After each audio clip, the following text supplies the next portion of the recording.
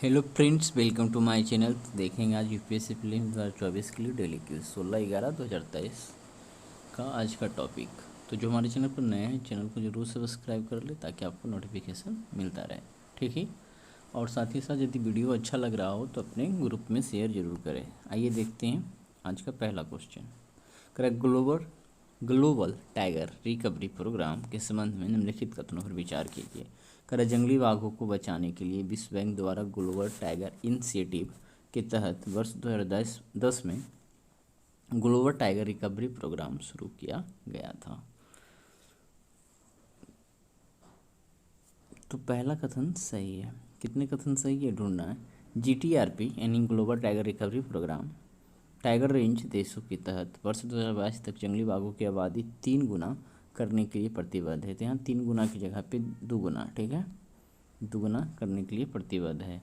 तो पहला सही है, दूसरा गलत है। तीसरा, GTRP 2.0 वर्ष 2020 के बाद वैश्विक जैव विविधता ढांचे के साथ संरेखित है, जो TRC को वैश्विक लक्ष्यों के साथ बाघ संरक्षण को एकीकृत करने का अवसर प्रदान करता है। तीसरा सही है। तो यहाँ पे केवल 2 सही होगा, ऑप्शन बी करेक्ट करें। आइए देखते हैं। ग्लोबल टाइगर रिकवरी प्रोग्राम करा। जंगली बाघों को बचाने के लिए विश्व बैंक द्वारा ग्लोबल टाइगर इनिशिएटिव के तहत वर्ष 2010 में ग्लोबल टाइगर रिकवरी प्रोग्राम शुरू किया गया। अतः कथन एक सही है। करें। GTRP टाइगर रेंज देशों के तहत वर्ष 2022 तक जंगली बाघों की आबादी दोगुनी करने के लिए प्रतिबद्ध है। अतः कथन 2 सही नहीं है, ठीक है, दोगुनी करने के लिए, तिगुनी नहीं। करें। GTRP को टाइगर रेंज देशों की प्रतिबद्धताओं के साथ वर्ष 2022 तक जंगली बाघों की आबादी को दोगुना करने के लिए ग्लोबल टाइगर इनिशिएटिव के तहत वर्ष विश्व बैंक द्वारा लॉन्च किया गया था। तो ये भी ध्यान देना है, इसको लॉन्च किया गया था विश्व बैंक के द्वारा। करें। ग्लोबल टाइगर रिकवरी प्रोग्राम वर्ष 2010 में ग्लोबल टाइगर इनिशिएटिव के तहत विकसित हुआ। वर्ष 2010 में सेंट पीटर्सबर्ग घोषणा में 13 बाघ रेंज वाले देशों ने प्रजातियों की आबादी में गिरावट को रोकने और वर्ष 2022 तक उनकी संख्या को दोगुना करने के लिए प्रतिबद्धता जताई थी। करें। पूर्वव्यापी विश्लेषण मिश्रित परिणाम प्रदर्शित करता है। करें। दक्षिण एशिया और रूस में सफलता मिली, दक्षिण पूर्व एशिया में चिंताजनक गिरावट रही। करें। चुनौतियों में बाघ प्रशासन की कमी, निवास स्थान की हानि, मानव वन्यजीव संघर्ष और शिकार की कमी शामिल रही। ये सब चुनौती था। आगे देखते हैं। करें। GTRP 2.0 post 2020 global biodiversity framework के साथ संरेखित है, जो TRC को वैश्विक लक्ष्यों के साथ बाघ संरक्षण को एकीकृत करने का अवसर प्रदान करता है। प्रत्याशित परिणामों में अंतर क्षेत्रीय संरक्षण, निवेश में वृद्धि, आवास संरक्षण, संघर्ष प्रबंधन और वन्यजीव व्यापार में कमी शामिल है। अतः कथन तीसरा सही है। करें। सभी TRC सहित 188 देशों द्वारा समर्थित GBF नए ग्लोबल टाइगर रिकवरी प्रोग्राम के शुरुआती चरण के साथ सुमेलित है। यह TRC और संस्थानों के लिए वैश्विक ढांचों के लक्ष्यों के साथ बाघ संरक्षण में सामंजस्य स्थापित करने का एक विशेष अवसर प्रस्तुत करता है। तो देखते हैं आज का अगला क्वेश्चन। कर गैर कानूनी गतिविधियां अधिनियम UAPA के संदर्भ में निम्नलिखित कथनों पर विचार कीजिए। तो यहाँ पहला कथन है, UAPA आपराधिक कानून के लिए वैकल्पिक संरचना पेश करता है, जिसमें आपराधिक कानून के सामान्य सिद्धांतों को उलट दिया जाता है। तो ये ठीक है। करें। UAPA मतलब गैर कानूनी गतिविधियाँ रोकथाम अधिनियम के तहत जमानत से इनकार करने के मानदंड के लिए न्यायालय को आश्वस्त होना होगा कि आरोपी के खिलाफ प्रथम दृष्टया मामला है। प्रथम दृष्टया मामला क्या होता है? शुरू में किसी दोषी को जब कोर्ट में पेश किया जाता है, उसके साथ बहुत सारे सबूत होते हैं, तो वो प्रथम दृष्टया होता है, ठीक है। यहाँ पे वाद विवाद होता है, यदि सबूत उसके पक्ष में हो गया तो उसको बेल नहीं मिलेगा, नहीं हुआ तो फिर बेल मिलेगा। तो प्रथम दृष्टया वही हुआ। आगे देखते हैं। गैर कानूनी गतिविधियाँ रोकथाम अधिनियम UAPA एक वैकल्पिक आपराधिक कानून ढांचा प्रस्तुत करता है, जहां आपराधिक कानून के सामान्य सिद्धांत उलट जाते हैं। कथन एक सही है।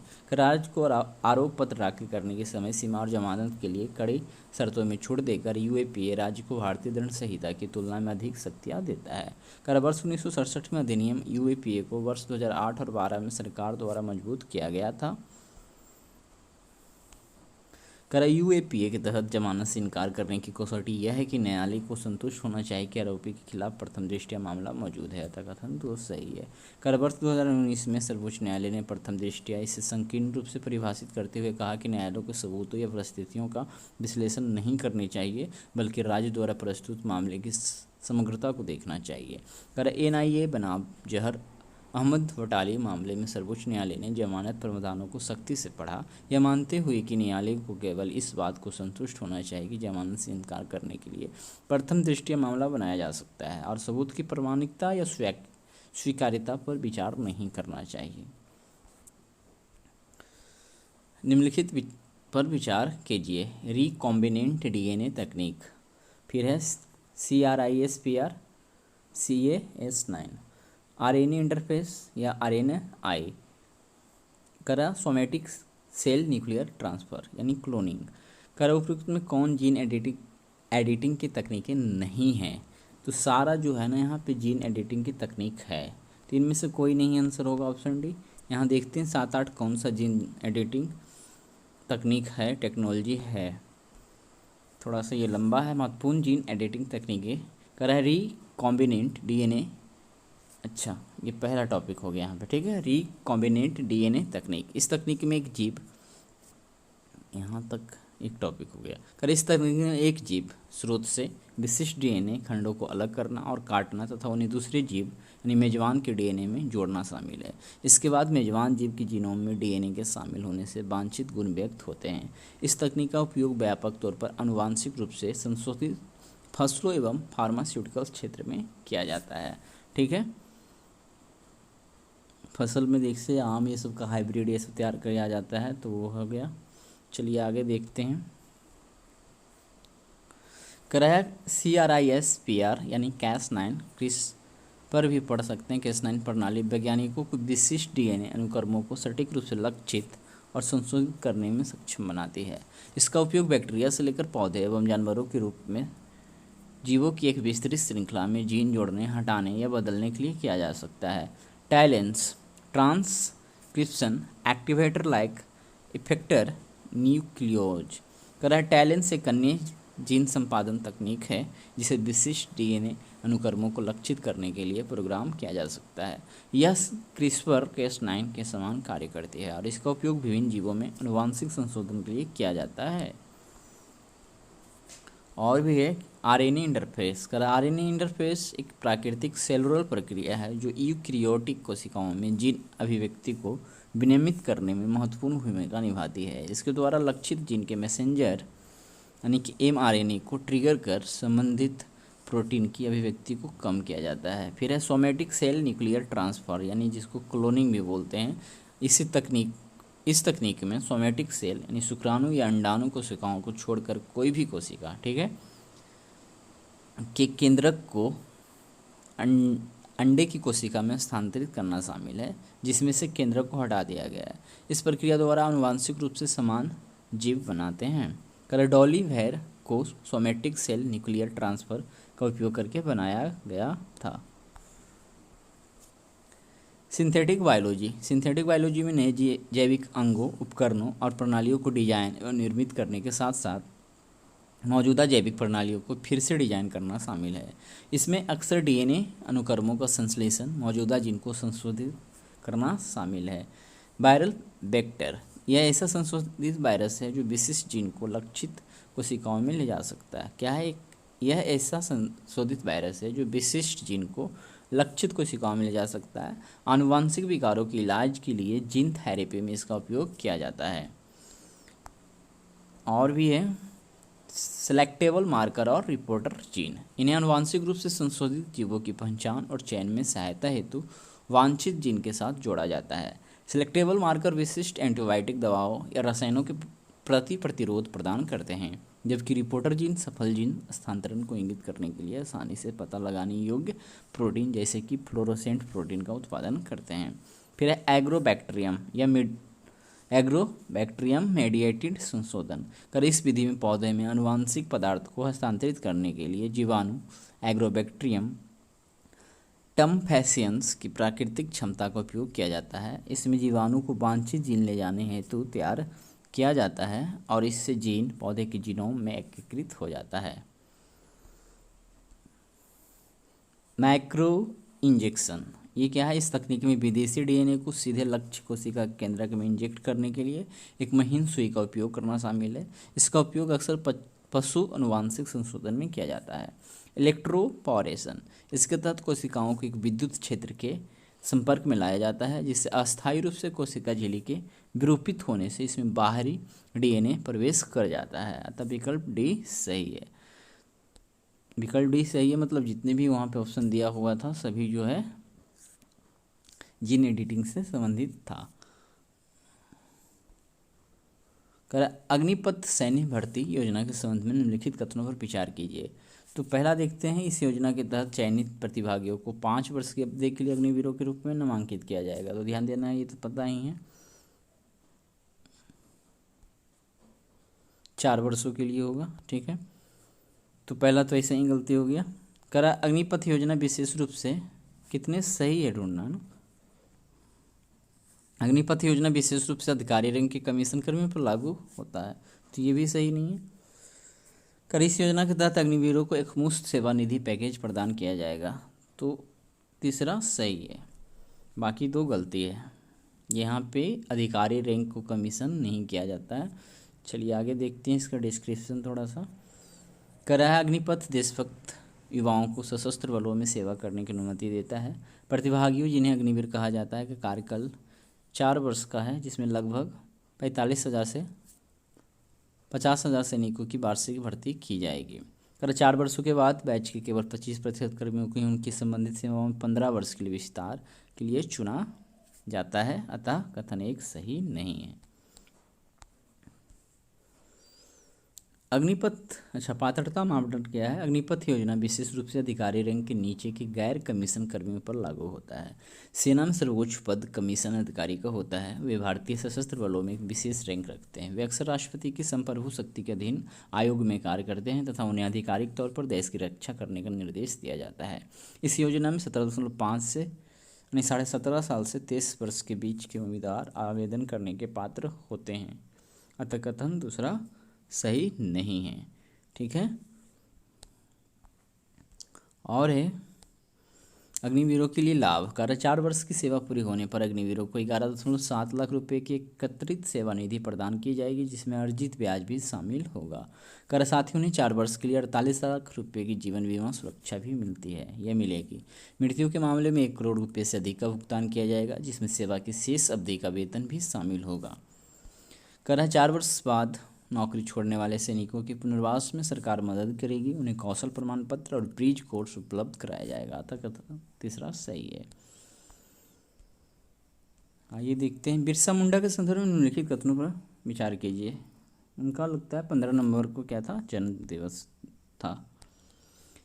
तो देखते हैं, पर उन्होंने गुरीला युद्ध, धार्मिक प्रथाओं को चुनौती देने तथा सामाजिक परिवर्तनों को शामिल करते हुए पैका आंदोलन की शुरुआत की।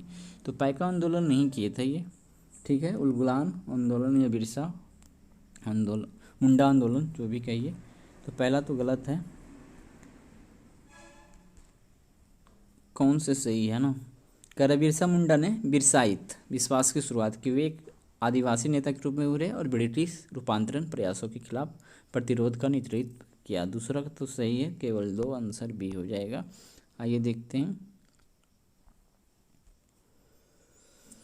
भारत के प्रधानमंत्री ने छोटा नागपुर पठार क्षेत्र में मुंडा जनजाति से संबंधित आदिवासी नेता बिरसा मुंडा को उनकी जयंती यानी 15 नवंबर 1875 को उनका जन्म हुआ था पर श्रद्धांजलि अर्पित की है।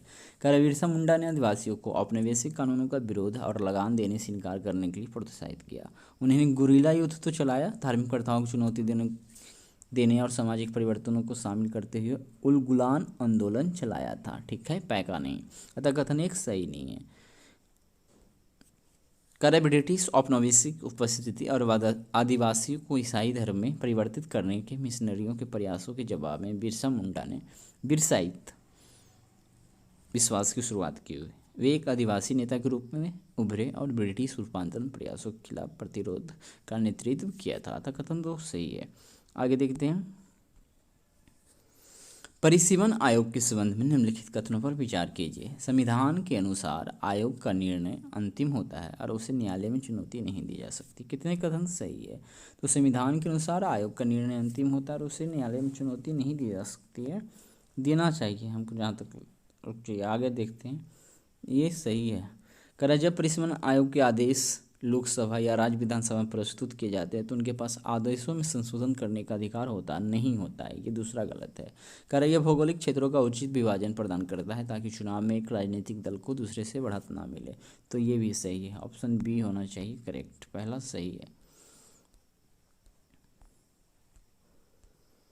कर संविधान के अनुसार आयोग का निर्णय अंतिम होता है और उसे न्यायालय में चुनौती नहीं दी जा सकती है, क्योंकि ऐसा करने से चुनाव में हमेशा ही देरी होती रहेगी। ठीक है, इसीलिए परिसीमन आयोग के आदेश लोकसभा या राज्य विधानसभा के समक्ष रखे तो जाते हैं तो वे आदेशों में कोई संशोधन नहीं कर सकते हैं, वहाँ पे करते हैं लिखा हुआ था, इसलिए गलत था। कर यह भौगोलिक क्षेत्र का उचित विभाजन प्रदान करता है ताकि चुनाव में एक राजनीतिक दल को दूसरे से बढ़त ना मिले। ठीक है, आगे देखते हैं। संयुक्त सैन्य अभ्यास एक्विरिन के संदर्भ में निम्नलिखित कथनों पर विचार कीजिए। भारत और श्रीलंका के में बारी बारी से आयोजित होने वाला एक द्विपक्षीय वार्षिक अभ्यास है। तो भारत और श्रीलंका के बीच होता है क्या, ये ध्यान देना है। तो नहीं, ये मालदीव और भारत के बीच होता है। ठीक है, एक्विरिन अभ्यास संयुक्त सैन्य अभ्यास एक्विरिन। तो पहला तो गलत हो गया। कितने कथन सही नहीं, ये ढूंढना है। कर इस अभ्यास का उद्देश्य संयुक्त राष्ट्र के अनुसार काउंटर इमरजेंसी आतंकवाद विरोधी ऑपरेशन में इंटर ऑपरेबिलिटी को बढ़ाना है। फिर है यह संयुक्त मानवीय सहायता और आपदा राहत कार्यों को अंजाम देता है। तो 2 और 3 दोनों सही है, और कितने सही नहीं है तो केवल एक, ऑप्शन ए करेक्ट हो जाएगा। ठीक है, आगे देखते हैं।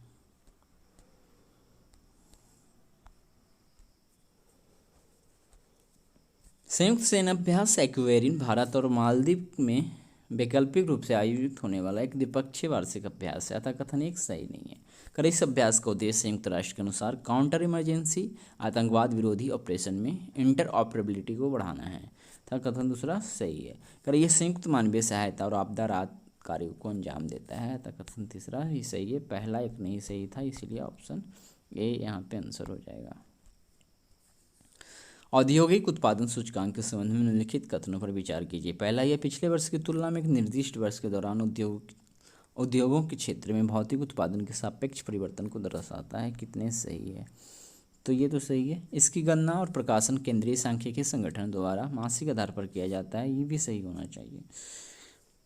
कर भारत में आईपीपी श्रृंखला के लिए वर्तमान आधार वर्ष 2011-12 है, ये तीसरा भी सही है। तो यहाँ सभी 3 सही है, होना चाहिए। ठीक है, औद्योगिक उत्पादन सूचकांक फिर से 3 ऑप्शन देख सकते हैं। कर यह पिछले वर्ष की तुलना में एक निर्दिष्ट वर्ष के दौरान उद्योग क्षेत्र में भौतिक उत्पादन के सापेक्ष परिवर्तन को दर्शाता है। दूसरा है कि इसकी गणना और प्रकाशन केंद्रीय सांख्यिकी संगठन द्वारा मासिक आधार पर किया जाता है। फिर है भारत में आईपी श्रृंखला के लिए वर्तमान आधार वर्ष 2011-12 है, तो यहाँ पर ऑप्शन सी करेक्ट होना चाहिए, ऑप्शन सी। आगे देखते हैं। कर औद्योगिक उत्पादन सूचकांक पिछले वर्ष की तुलना में एक निर्दिष्ट वर्ष के दौरान उद्योग क्षेत्र में भौतिक उत्पादन के सापेक्ष परिवर्तन को दर्शाता है, अतः कथन एक सही है। कर इसकी गणना और प्रकाशन केंद्रीय सांख्यिकी संगठन द्वारा मासिक आधार पर किया जाता है, अतः कथन 2 भी सही है। कर भारत में आईआईपी श्रृंखला के लिए वर्तमान आधार वर्ष 2011-12 है, अतः कथन 3 सही है। आगे देखते हैं। नेशनल इंटेलिजेंस ग्रिड के संबंध में निम्नलिखित कथनों पर विचार कीजिए। यह गृह मंत्रालय का एक संलग्न कार्यालय है जिसे आसूचना एवं कानून प्रवर्तन एजेंसियों की सहायता के लिए एक आईटी मंच के रूप में गठित किया गया था। कितने कथन सही नहीं है? कर इसमें वास्तविक समय के डेटा तथा आवर्जन बैंकिंग एवं कराधान विवरण जैसी वर्गीकृत जानकारी तक पहुंच के साथ संदिग्धों को ट्रैक करने व आतंकवादी हमलों को रोकने के लिए एक मजबूत तंत्र है। तो पहला दूसरा सही है। तीसरा क्या है? यह आसूचना ब्यूरो, ठीक है, तथा रिसर्च एंड एनालिसिस विंग जैसी 11 केंद्रीय एजेंसियों के लिए एक सुरक्षित प्लेटफॉर्म पर डेटा प्राप्त करने का माध्यम होगा। तो यहाँ पे तीनों कथन सही है। ठीक है, तो कितने कथन सही नहीं है? तो यहाँ पे ऑप्शन सी तो नहीं होगा सही, क्योंकि कितने कथन सही नहीं थे, एक भी सही नहीं, गलत है ही नहीं, तो ऑप्शन डी हो जाएगा। ठीक है, नेशनल इंटेलिजेंस ग्रिड गृह मंत्रालय का एक संलग्न कार्यालय है जिससे आतंकवाद के विरोध के अंतिम उद्देश्य के साथ राष्ट्रीय एवं आंतरिक सुरक्षा सुनिश्चित करने में आसूचना तथा कानून प्रवर्तन एजेंसियों की सहायता के लिए एक आईटी मंच के रूप में गठित किया गया है। था कथन एक सही है। कर इसकी परिकल्पना वास्तविक समय डेटा तथा आवर्जन बैंकिंग, व्यक्तिगत करादाताओं एवं हवाई व ट्रेन यात्रा जैसी वर्गीय जानकारी तक पहुँच के साथ संदिग्धों को ट्रैक करने तथा आतंकवादी हमलों को रोकने के लिए एक मजबूत तंत्र के रूप में की गया था। कथन तो सही है। करा यह आसूचना ब्यूरो तथा रिसर्च एंड एनालिसिस विंग जैसी 11 केंद्रीय एजेंसियों के लिए एक सुरक्षित प्लेटफॉर्म पर डाटा प्राप्त करने का माध्यम है। था कथन तीसरा भी सही है। चलिए आगे देखते हैं। निम्नलिखित कथनों पर विचार कीजिए। कथन एक क्या है, कथन दो क्या है। इस क्वेश्चन को उतना बढ़िया से हम खुद ही नहीं समझे, लेकिन आंसर क्या है वो बता देते।